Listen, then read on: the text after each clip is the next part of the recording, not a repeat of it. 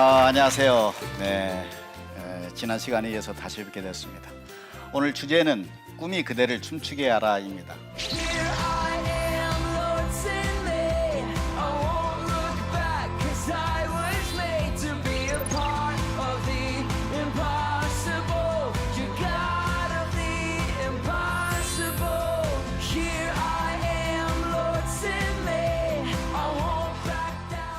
꿈과 춤은 동의어다 이렇게 생각합니다.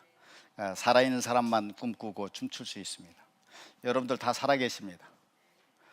여러분 꿈꾸고 있나요? 춤추고 있습니까? 가슴이 살아있지 않으면 꿈꿀 수 없습니다. 신나지 않으면 춤출 수 없습니다. 그런데 꿈을 꾸면 신나집니다. 살아있게 됩니다. 오늘 그런 얘기를 좀 하려고 합니다. 제가 지난 시간에 점 얘기를 했습니다. 꿈이 뭐냐? 꿈은 우리의 방향입니다. 목표예요. 제가 오늘 이 방송을 듣는 분들 그리고 이 자리에 계신 여러분에게 가슴에 북극성이라고 하는 점 하나 찍어드리면 그것이 여러분의 꿈입니다. 여러분의 가슴에 북극성이라는 점이 하나 찍혀 있으면 길을 잃을 수 있습니다. 그러나 방향을 잃지 않게 됩니다. 내 가슴에 북극성이 찍혀 있는 사람은 항해를 합니다. 폭풍을 만나도 풍파를 만나도 찍혀 있지 않으면 표류합니다. 흘러갑니다. 제가 지난 시간에 제 이력을 잠깐 얘기를 했습니다. 대통령 연수를 쓰고 일간지 신문 기자를 하고 잡지 기자를 하고 연세춘추 대학신문 편집장을 하고 이렇게 얘기를 하면 많은 사람들이 저분이 승승장구했네, 꽃길을 걸었네 이렇게 얘기를 합니다. 자, 그렇지 않습니다. 꽃길 걸은 사람 아닙니다. 비단길 걸은 사람 아닙니다. 계곡이 있어야 봉우리도 높습니다. 제 인생의 산봉우리만 얘기하면 많은 사람들이 꽃길, 비단길을 걸었다 얘기를 하는데 그 봉우리가 있다는 것은 그 밑에 계곡이 있다는 뜻입니다. 그런데 알고 보면 지난 시간에도 얘기했던 것처럼 그 절망의 깊은 계곡이 저로 하여금 꿈꾸게 하고 춤추게 했습니다. 제가 대학 3학년 때 만난 파트너, 축제 파트너가 지금의 제 아내입니다. 내일 축제인데 파트너가 없었어요. 왜 없었을까요? 외모하고 연관이 되어 있습니다. 경쟁력이 없는 얼굴이었어요. 이름은 좀 알려져 있었지만 얼굴들 보고 실망들 많이 했어요. 그래서 내일이 축제인데 파트너가 없는 거예요. 그래서 SOS를 쳤어요. 당시 여학생 부의장에게 정말 이제 긴급 SOS를 쳤더니 자기 사촌 언니, 저하고 동갑쟁이 같은 학년의 언니를 소개했어요. 이 친구를 난생 처음 만났는데 다방에서 만났는데 독수리 다방이라고 저를 한 번 보고 다시는 안 쳐다보는 거예요. 고개를 내리고 얼굴색이 어두워지는 정도가 아니라 오늘 이게 되게 재수없는 날이다. 저를 쳐다보질 않아요. 이 친구가 돌아가서 저도 이제 자존심 상하고 그랬는데 돌아가서 그 자기를 소개한 사촌의 동생에게 네가 나를 어떻게 알고 그렇게 못생긴 남자를 소개한 거야? 그 이야기가 회자되면서 제 별명이 하나 생겼습니다. 못생긴 남자예요. 줄여서 못남이었습니다. 못남.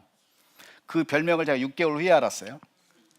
여학생들 사이에서는 통용되는 말이 남학생에게는 안 건너가는 언어들이 있습니다. 6개월 후에 그 별명이 저희라는 것을 알게 됐어요. 이 별명이 나중에 바뀌었습니다. 저희 시대에는 유명한 별명입니다. 이조사입니다. 이조사. 절 이름이 아니고 이주일과 조용남 사이가 이조사입니다. 이쪽에 있으면 이주일 같고 저쪽에 있으면 조용남 같은 얼굴. 여러분 아시죠? 이주일 선생 당대의 최고의 코미디언 못생겨서 죄송합니다 이 말로 떴잖아요. 이게 친구들이 저를 못생긴 남자로 만들었어요. 이 별명이 나중에 바뀌었어요. 이화여대 1학년 여학생이 붙여준 별명인데 고도원의 아침 편지를 맨 처음 기사화한 곳이 이화여대 웹진입니다. 이조사가 아니고 틀렸다 바꿔야 된다 길박사로 바꿔줬어요. 길박사. 길로 다니는 박사 이런 뜻이 아니고 뭐 행정학 박사, 문학 박사 이런 게 아닙니다. 길용우와 박상원 사이가 길박사입니다. 맞아요? 고맙습니다. 이 별명이 나중에 바뀌었어요. KBS의 어떤 프로에 나가서 이제 저를 소개하는데 대한민국에 제일 간다고 하는 여성 아나운서가 오늘 여러분들에게 꿈박사님을 소개하겠습니다. 제가 꿈박사입니다. 왜? 꿈의 길을 걸어온 것입니다. 꿈 같은 길을 걸어온 거예요. 꿈은요, 몇 가지 특징이 있습니다. 자기 꿈을 말해야 됩니다. 사람들 앞에. 두 번째는 그 꿈을 적어 놓아야 됩니다. 꿈을 이루기 위해서는 세 번째, 좋은 사람을 만나야 됩니다. 좋은 사람을 만나야 꿈을 이룹니다. 혼자 이루기 어렵습니다. 누군가 좋은 멘토를 만나야 됩니다. 마라톤을 뛰면 페이스메이커를 만나야 돼요. 옆에 같이 달려주는 사람이 있어야 됩니다. 절망의 계곡에서 만난 것이 제 아내입니다. 천기밥솥 하나 놓고 결혼을 했어요. 다 반대하니까. 하나는 시골교회 목사의 아들이고, 하나는 서울의 부잣집 딸이고, 이쪽은 기독교인이고, 이쪽은 불교 집안이고, 불교 집안인데 진짜 불교가 아니고 좀 많이 보는 불교. 사주팔자 궁합이 엉망진창으로 나오는 저주와도 같은 그런 상황에서 도저히 안 되니까 전기밥솥 하나 놓고 결혼을 했습니다. 신혼여행 갈 돈이 없어서 전기밥솥 하나 있는 신혼방 일주일 저는 숨어 지냈습니다. 저는 신혼여행을 가보지 못한 사람이에요. 가당해졌잖아요. 맨 처음 시작하는 것이 포장마차입니다. 하루 만에 접었습니다. 아무나 못합니다. 왜 포장마차예요? 안티 거버먼트 스튜던트 재직생에게 도장 하나 빨간 도장 찍히니까 아무 곳에서도 이력서를 받아주지 않는 거예요. 완전한 아웃사이더. 이거 힘듭니다. 포장마차 그것도 쉽지 않아. 땅 짓고 헤엄치는 장사가 문방구라고 그래서 우리 둘이 4년 동안 모았던 전 재산을 모아서 어느 고등학교 막 해. 지금 명문학교가 됐어요. 그 입구에 좋은 자리라고 그래서 방 하나 딸려 있는 문방구 자리에 전 재산 걸고서 탁 전세 잡고 선반 짜고 입주하려고 갔더니 저하고 계약한 복덕방 아저씨가 사라져 버렸어요. 제가 사기를 당했습니다. 처음에는 장난 같아. 현실감이 없어. 이게 뭐야 지금? 현실감이 오는 순간 세상이 빛이 바뀝니다. 노란색으로 툭툭툭툭툭툭 황홀합니다. 이거 목이 탑니다. 혀가 갈라져. 물이 안 넘어갑니다. 물이 안 삼켜져. 나중에 숨이 막힙니다. 숨이 안 쉬어져. 기도가 막혀. 그럼 우리 신혼부가 서로 위로하고 격려해야 되는데 우리는 그날 팍 터지게 싸웁니다. 밤새. 왜 싸울까요? 격해지는 거예요. 작은 말 한마디에 상처받는 거예요. 그러니까 조심했어야지. 내가 조심 안 했단 말이야. 어떻게 그렇게 말할 수 있어요? 계속 거칠어지는 거예요. 그래요. 오늘 한강으로 가버리자. 아니 고층 빌딩에 올라가자. 당신 안 올라와? 내가 먼저 올라갈게. 떨어지지도 않으려면서 그러면 또 박 터지겠어. 6개월 동안 안 죽은 것을 지금 감사하게 생각합니다. 견뎌야 합니다. 견뎌야 하는 시간들이 있습니다. 목숨 걸고 견뎌야 돼. 제가요 그러고 나서 웨딩드레스 디자이너 생활을 5년 한 사람입니다. 빵떡 모자 딱 쓰고 앙드레 굴하고 이화여대 입구에 행복의 문이라는 유명한 웨딩드레스 가게를 열어놓고 장사를 했어요. 대여업을 했습니다. 괜찮았어요. 근데 제 아내가 2번 유산을 했습니다. 8개월 넘긴 유산이었습니다. 그 부가인동 아현동 여러분들 혹시 아실지 모르겠어요. 그게 북향 산동네입니다. 웨딩드레스는 물빨래를 많이 해요. 덩어리가 크잖아요. 그래서 이제 새우처럼 해가지고 지금 예식장 미장원에 가야 되는데 넘어져 봐요. 임신부가 기염해 버리는 거예요. 그러면 또 우리가 또 서로 위로해야 되는데 또 박터지게 싸워. 그러니까 조심했어야지. 그러면 이제 뒤집어지는 거야. 아니 내가 조심 안 했단 말이야. 또 한강에 가, 고층 빌딩에 가. 너무 지쳐서 아무것도 먹을 것이 없을 때, 아무것도 보이지 않을 때 저에게 어떤 영감이 왔습니다. 지금 돌이켜보면 그것은 축복과도 같은 시간입니다. 지쳤어요. 그래 이제 다 싸우지 말자. 먹을 거 없으니까 지금부터 우리 꿈을 먹고 살자. 꿈 이야기를 했습니다. 그리고 제 꿈 얘기를 했습니다. 울먹이면서 내 꿈은 나중에 좋은 글 쓰는 사람이야. 지금 겪는 모든 고통의 경험들, 절망의 경험들, 다툼의 경험들이 내가 쓰는 글의 재료가 되게 할 거야. 저는 그것이 고돈의 아침 편지로 승화됐다고 믿는 사람입니다. 그리고 지나가듯이 툭 얘기를 했어요. 내가 죽기 전에 대통령 연설문 하나 쓰고 죽을 거야. 제 아내가 그때 개코나 웃기고 있네 했으면 제가 여러분들 앞에 이렇게 서 있지 못합니다.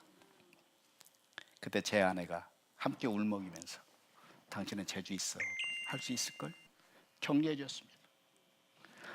꿈을 말할 때, 누군가가 꿈을 적어 놓을 때 옆에 있는 사람이 조롱해서는 안 됩니다. 격려해야 돼, 박수 쳐야 돼, 마음으로 응원해야 돼요. 그리고 제 인생이 펼쳐지기 시작했어요. 뿌리 잎은 나무 잡지가 생겼어요. 저는 잡지 기자를, 신문 기자를 꿈꿨던 사람이니까 잡지 기자는 불명예로 생각했어요. 졸업장도 없는 저를 돌아가신 한창기 사장께서 기자로 채용해 주셨어요. 얼마나 행복한지. 월급을 받는데 아니 이렇게 행복한데 돈까지 주네. 가장 부지런한 기자였습니다. 가장 열심히 썼어요. 5.18 광주항쟁 직후에 200여 중의 전기 간행물을 쓸어냈습니다. 다시 절망의 계곡에 빠졌어요. 그런데 꿈을 이루는 멘토, 귀인, 의인은 그 절망의 계곡에 빠졌을 때 손을 잡아주는 사람 가운데 있습니다. 중앙일보 한 간부이던 최우석이라고 하는 분이 당시 경제부장이었는데, 이분이 대한민국에서 경제부 기자 가운데서 가장 미문을 쓰는 기자였어요. 뿌리 잎은 나무를 열심히 보다가 이런 글빨 있는 친구가 요즘 놀고 있다는데, 백수라는데 이런 기자를 신문 기자 한번 시켜보자. 저는 언론고시를 보지 않았습니다. 그 어렵다고는 언론고시 보지 않고 최고의 대우로, 전설적인 얘기입니다. 전무후무한 일입니다. 최고의 대우로 뿌리 잎은 나무 경력 하루도 빼지 않고 신문 기자가 됐어요. 사건 기자가 됐어요. 특종 기자가 됐습니다. 사건 기자의 하루 일과는요, 자기가 맡은 경찰서 유치장 새벽에 가서 손님들을 살펴보는 게 일과의 시작입니다. 간밤에 무슨 사건에 얽혀서 오신 분들이에요. 다 사건의 주인공들이에요. 제가 왜 특종 기자가 됐느냐? 다른 기자들은 그냥 지나가요. 저는 지나가다가 어떤 아가씨, 아줌마 눈 마주치고, 아가씨 왜 오셨어요? 아줌마 왜 오셨어요? 눈빛을 진지하게 보내면 그분 가운데 어떤 분 한 분이 툭 눈물을 흘립니다. 눈물은 1초도 안 걸려. 아, 이 기자가 내 편이 될 수 있나 보다. 그분에게 다가가서, 담당 형사가 누구예요? 그 형사가 뭐라고 그래요? 이 아줌마가 오열하면서 하는 얘기 적으면 특종이야. 저는 문화부를 가고 싶었는데 정치부를 보내. 왜 정치부 보냈습니까? 손이 빨라서 보냈대요. 그리고 청와대 출입까지 하게 됐어요. 그 중간에 평민당이라는 것을 출입하게 됐습니다. 평민당. 당시 총재가 김대중 총재입니다. 그분이 지난 시간에 얘기했던 내 인생의 위대한 점 하나를 찍었습니다. 그분이 젊은 기자들로 차를 마시면서 물었어요. 젊은 기자들, 인생의 책이 있으시오? 비슷해요? 그분의 인생의 책이 아놀드 토인비가 쓴 역사의 연구입니다. 그게 자기 삶에서, 자기 인생, 정치 역정에서 가장 영향을 미친 책이라는 거예요. 그 책 얘기를 시작했는데 그 책을 제대로 읽은 사람이 없었어요. 도전과 응전이라고는 두 주제로 고대 문명, 고대 유인들의 삶, 역사를 분석해 놓은 역조예요.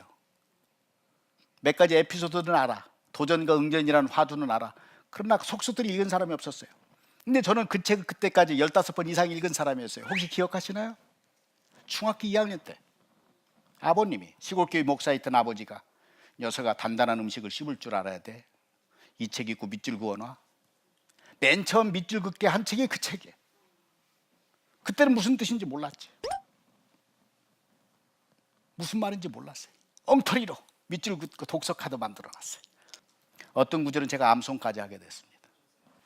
자, 한번 생각해 보세요. 한 노련한 정치인과 젊은 기자가 한 권의 책을 놓고 두세 시간 차를 마시면서 얘기를 합니다.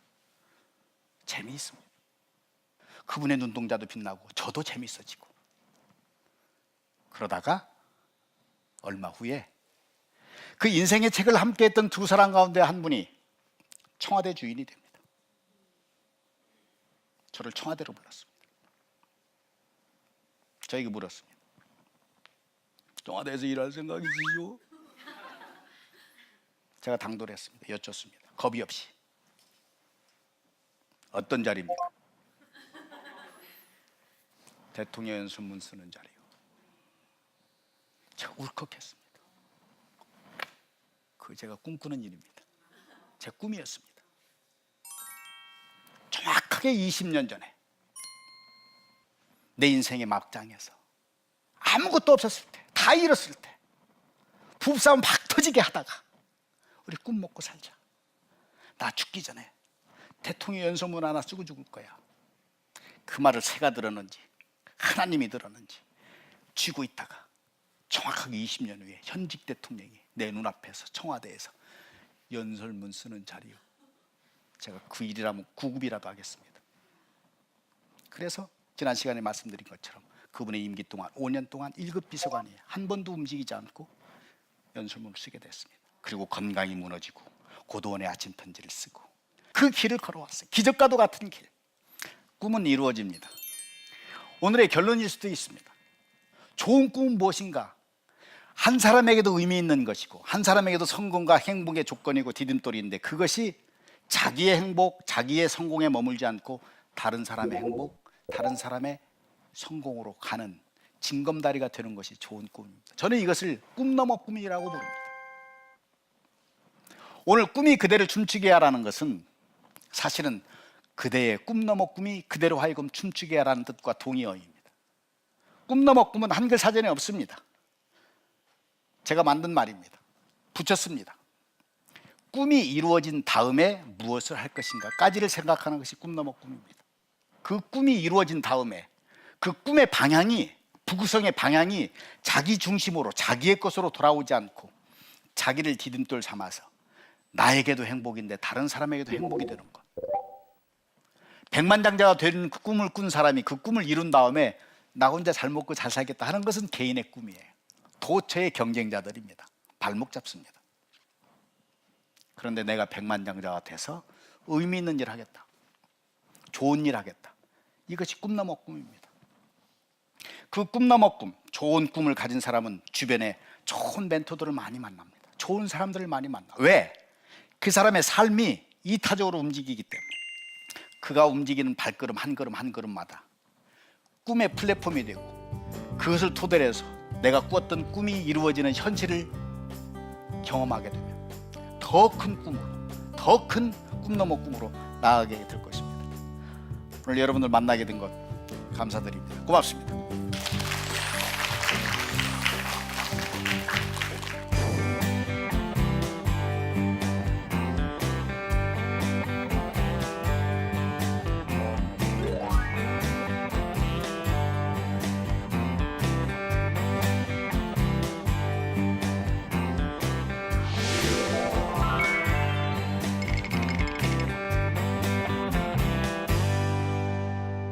주변에 보면 현실적으로 전혀 가능성이 없는 허무맹랑한 꿈을 꾸는 사람이 있습니다. 그런 꿈도 무조건 응원해 줘야 할까요? 차라리 냉정하게 조언해 주는 것이 더 도움이 되지 않을까요? 많은 질문들이에요. 황당한 꿈, 허무맹랑한 꿈 조롱해서는 안 됩니다. 일단은 박수 쳐줘야 돼. 그래서 조롱하지 말 것. 그러나 현실적으로 우리가 이제 지도해야 될 것들이 있습니다.